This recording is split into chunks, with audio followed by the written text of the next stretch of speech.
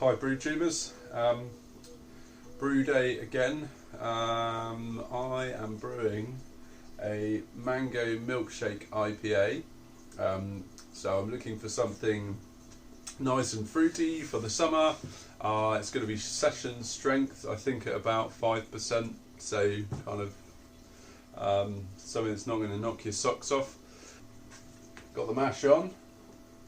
You can hear my pump going in the background possibly. So it's just recirculating in through the top here. I'm just drinking the last few pints of my New England IPA. Got through that fairly quickly, and I don't think there's too much left in the keg. So this has been a really nice drink. Drink, drop, nice drop.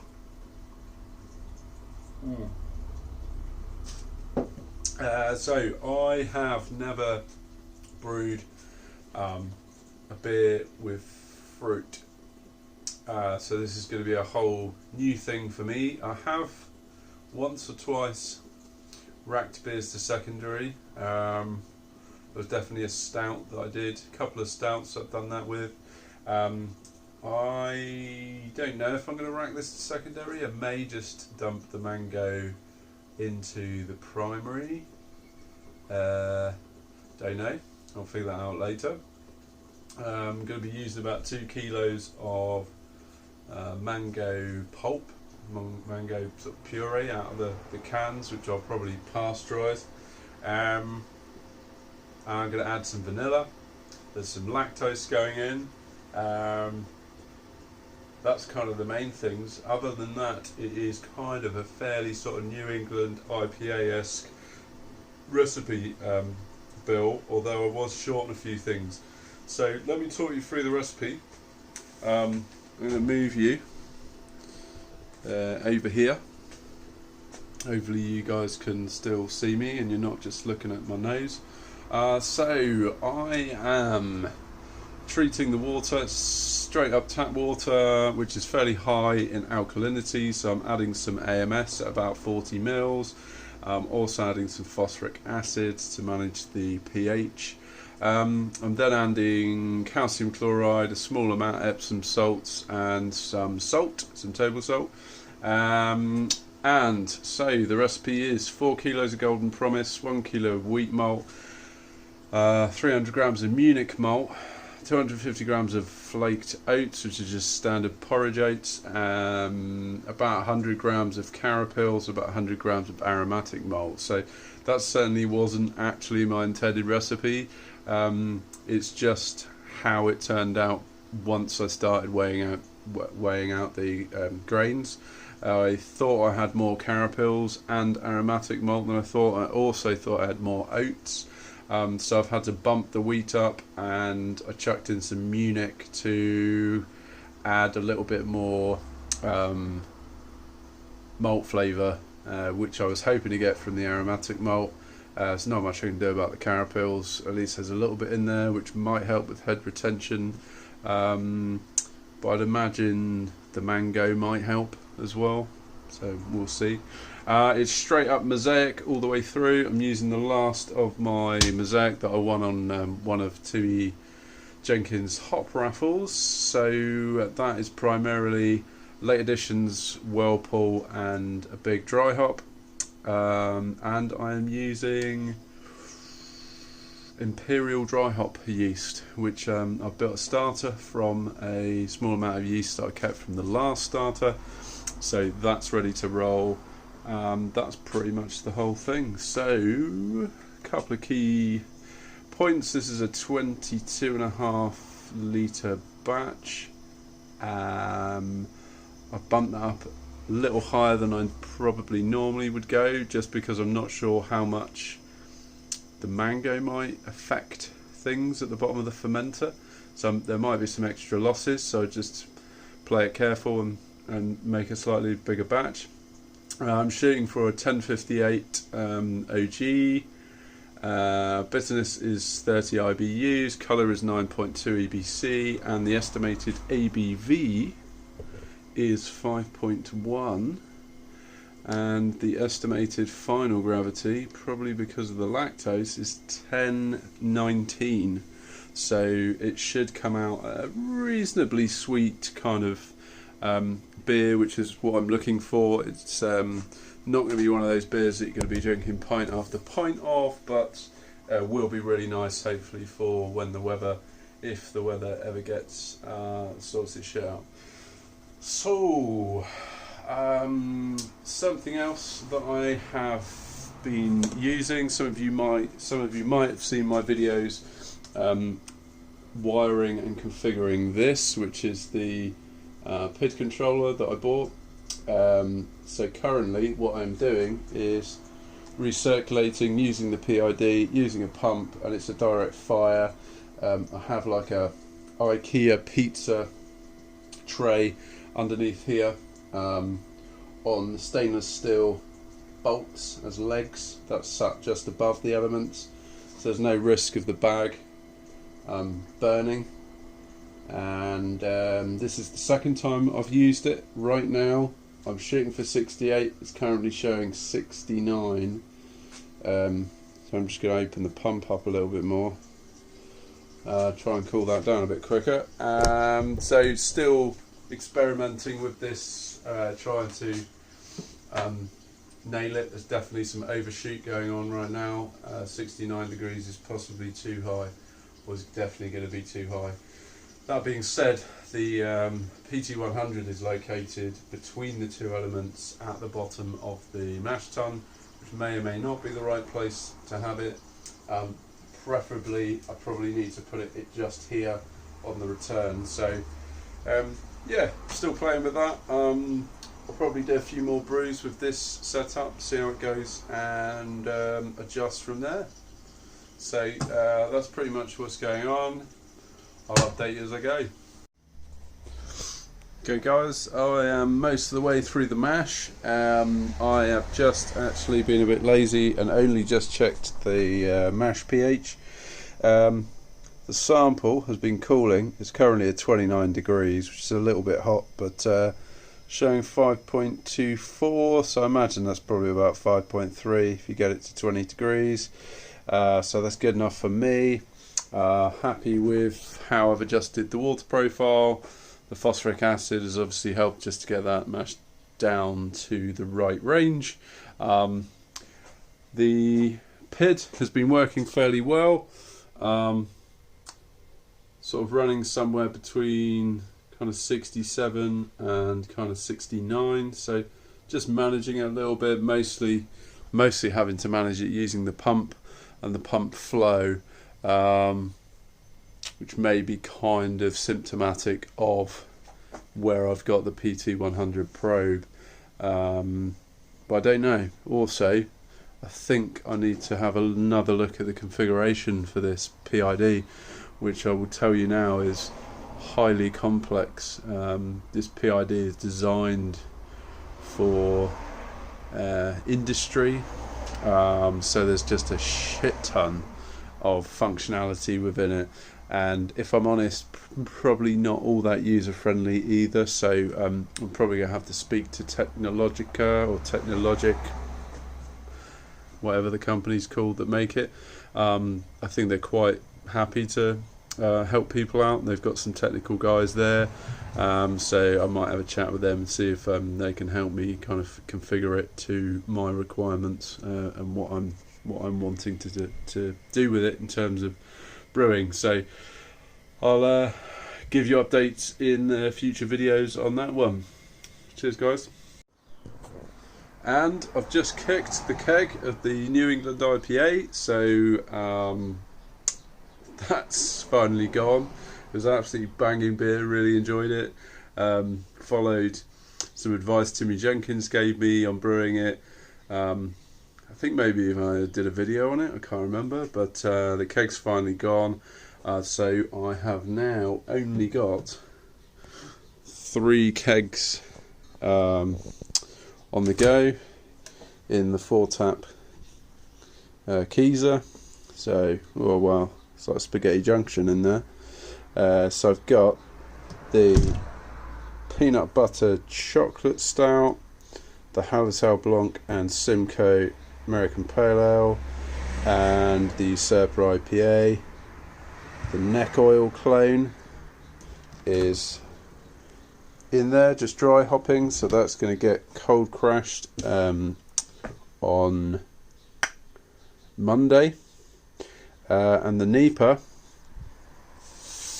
is no more.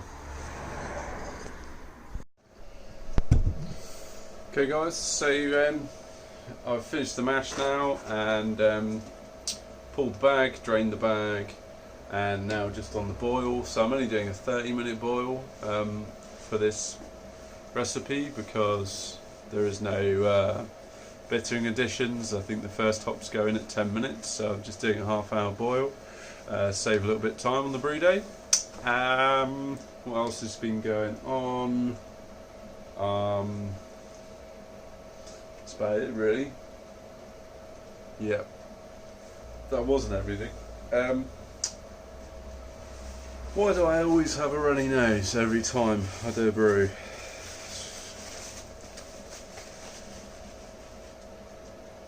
Right, I'm editing that out. So, checked pre-boil gravity, was supposed to come in at 10:51. 10:51, came in at 10:43. Might check it again in a second, but yeah, a little low. Not quite sure why that would be. I might have been possibly to do with the new controller, possibly flirting a little too close to denaturing some of the enzymes, maybe. I don't know. I mean, I'm shooting for a 70% efficiency, which with Brew in the Bag actually is fairly low. Should really be hitting sort of 75% efficiency with Brew in the Bag. That being said, I don't tend to crush my grains any finer because I just find they get too much troop. So that might be... Anyway, I'm not too bothered. I think overall it'll probably end up meaning it will come out about 4.6% rather than 5.1, which I'm fine with. Still a nice, good strength and actually slightly more sessionable, which might be what I'm looking for. So all good. Still need to work through the kinks. Okay guys, that's 20 minutes of the boil done, so I've just added the first hop addition, which was 30 grams of mosaic. Also some yeast nutrient went in, just a small amount, kind of less than half a teaspoon, and half a protoflock.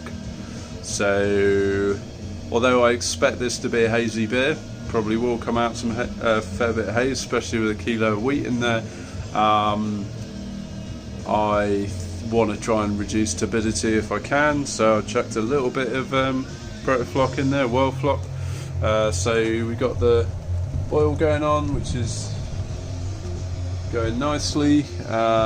So the next addition, did you just steam up? Is that better? The next addition going in is the whirlpool, which is 70 grams of mosaic, and then I will dry hop this with whatever mosaic I have left, which looks like is about 100 grams. And I might add in something else as well, probably some Citra. That should match the mango fairly nicely.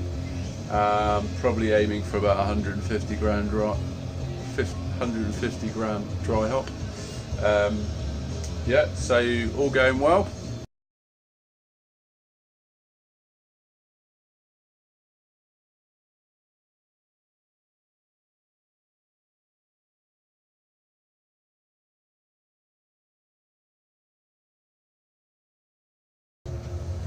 Lactose, nearly forgot that.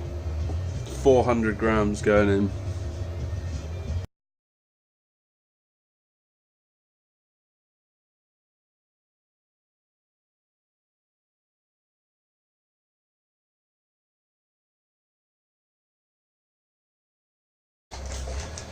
Right, I just guesstimated that. I'm really not too bothered about how much exactly goes in. Gonna chuck the immersion chiller back in to sanitize. I've just popped on the circulation whirlpool pump just to sanitize that as well for 10 minutes with the boiling water, so I can then add my whirlpool probably in about 8 minutes. I will cool it down to 80 degrees or slightly below that, 75, and then chuck the hops in, whirlpool it for probably 20 minutes, half an hour, as long as I can be bothered, and knock the pump off and cool this bad boy down, get it in the FV and get it in the fridge. So yeah, look forward to then seeing you guys when I try the beer. As in fact, I will probably add some video in of me adding the mango and the vanilla and stuff like that at some stage, so you'll see that in now. Hey you guys, so it is Wednesday today. Brew day was Saturday night, so the beer so far has more or less fermented out.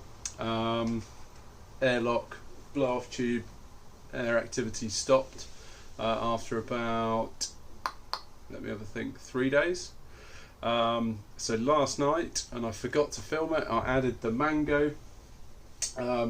It's right here, hiding amongst this sleeping bag. The reason being is the fact that I had to cold crash the neck oil clone, which I'm going to keg in a minute.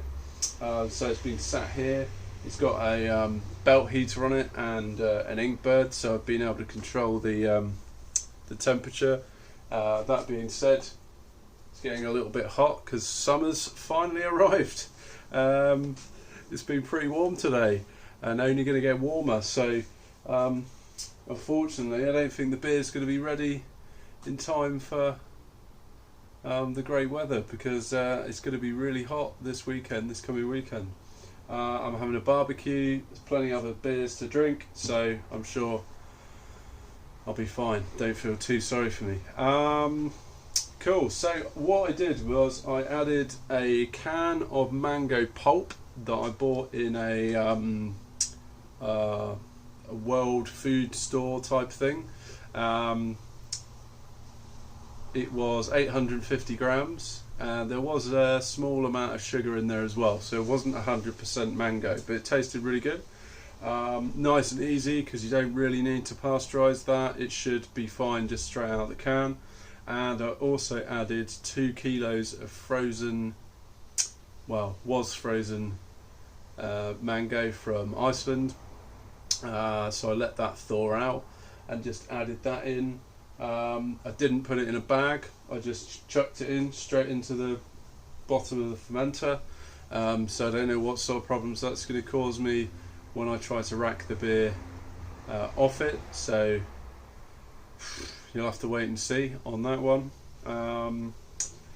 So that kicked off fermentation again. It's bubbling away. It was bubbling away nicely last night or yesterday.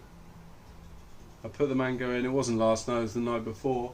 So it was bubbling away nicely yesterday. It's still bubbling away now, so just the yeast is eating up that fructose sugar. What else do I need to tell you? I have cut up and scraped the insides out of a vanilla pod and added that to a small amount of vodka, so just made a little tincture there, which I'll be adding, but I won't be adding that until the airlock activity stops, because otherwise it probably will just blow the aroma off. I'm going to leave it on the mango for a week. I will probably end up adding the vanilla, I reckon, sometime tomorrow, maybe the next day, so that will have, I reckon, probably about a week, as I will be dry hopping it as well. So I'll be adding the mosaic that I've got left. I've got some more mosaic on the way, So I just re-upped on that. So I won't be using the Citra, I'll just use all Mosaic. Brewday, I told you that I'd missed some of my numbers. The eventual OG came out at 10:55. I was shooting for 10:58. What I actually did was I had a half-hour boil. For whatever reason, I didn't get down to my post-boil volume within the half an hour, so I actually boiled it for about 40 minutes or something. So it may have had a slight impact on the IBUs, but I'm not too concerned about that. It's going to be a fairly sweet beer anyway, so you know, actually a little bit more bitterness might balance it off. Yeah, so that's where it's at. I am probably going to post this video as a brew day, and then I'll do a follow-up with probably a funny story about trying to rack the beer off the mango and tasting. So that will probably be a few weeks after I post this. Last question, or a question for you guys. I bought some oat malt from Cross My Leaf. That's going in a beer that I'm making next, I think. Apparently it says it's crushed. There's quite a bit of flour in the back there, but I don't know, it looks different to the naked oat malt that I've used before. Am I supposed to do this differently? Do you just chuck it in the mash, or are you supposed to like pre-cook it or something? If anyone knows, post in the comments, let me know. Hit the like button as well for the video if you liked it. Also, big up to all the new subscribers. Thanks for getting me over 50 subs. So thanks guys, I really appreciate the support. Hope you enjoy the video content.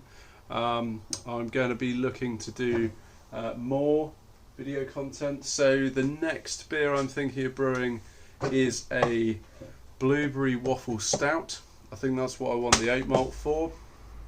After that, I'm planning on doing my first Hefeweizen. No, I tell a lie. The next beer I'm doing is a Dead Pony Club clone, but I'm doing a double batch, so I'm aiming to fill 2 kegs. So I'll be making some slight tweaks to the setup. Still using the controller, but I only have a 58 litre max keggle. So in order to do a double brew, I'm going to be doing some sparging, which would be interesting. So typically I don't have a sparge, I brew in the bag. It's just a case of full volume mash, pull it. So I'm going to be doing a half volume mash, and then sparging it. So could be really interesting. So I'll make sure I do a video on that, and you can see how that works out. Hopefully it will work okay, because 1 keg of this beer is for my boss, so I want to make sure I don't fuck it up.